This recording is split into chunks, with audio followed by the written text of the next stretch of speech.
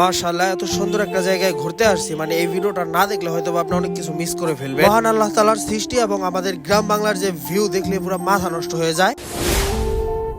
আসসালামু আলাইকুম। কষ্ট করে এক বাইকে তিনজন খুবই সুন্দর একটা জায়গায় যাচ্ছি আমরা তিনজনে যাইতেছি আর ভাবতেছি আমরা যেখানেই যাব খোলামেলা একটা জায়গায় যাব, আর ভাবতেছি যে কখন না কখন বৃষ্টি চলে আসে, কারণ ওয়েদারটা কিন্তু একদমই বৃষ্টিময় একটা ওয়েদার। তবে বৃষ্টিময় একটা ওয়েদার থাকলেও কিন্তু যে রাস্তাটা দিয়ে যাচ্ছি রাস্তাটাও কিন্তু দেখতে খুবই সুন্দর লাগতেছে। তো এই যে দেখেন, আমরা কিন্তু আমাদের লোকেশনে চলে এসেছি। আমরা আসতে চেয়েছিলাম মূলত এখানেই বিলাসপুরের কুলছুরিতে। এই যে দেখেন, মানে নদীর সাইড দিয়ে খুবই সুন্দর করে নতুন একটা রাস্তা হয়েছে। এই রাস্তাটা নতুন হওয়ার কারণে কিন্তু এই জায়গাটা দেখতে অনেক বেশি ভালো লাগে এবং সবসময় অনেক বেশি বাতাস থাকে। আর নদীর পার বলে কথা, বাতাস আসবে না যাবে কই। দেখেন কি পরিমাণে সুন্দর এই জায়গাটা, মানে কেউ যদি চান তাহলে আসতে পারেন এই জায়গাটা, একবার হলো ঘুরে দেখতে পারেন এই জায়গাটায় যে একবার আসবে আমি শিওর সে এই জায়গাটার প্রেমে পড়তে বাধ্য। এমনিতে কিন্তু জায়গাটা অনেক বেশি সুন্দর আর অনেক বেশি বাতাস, আর তার মধ্যে হচ্ছে একটু বৃষ্টি বৃষ্টি ওয়েদার ছিল, যে কারণে দেখতে আরো অনেক বেশি সুন্দর লাগতেছিল। আর তার সাথে আরো একটা ইন্টারেস্টিং ব্যাপার হচ্ছে এই যে সাব্বির ভাইয়ের গলায় হচ্ছে খুব সুন্দর করে গজল গাইতেছিল, আর আমরা শুনতেছিলাম, অনেক বেশি ভালো লাগতেছিল।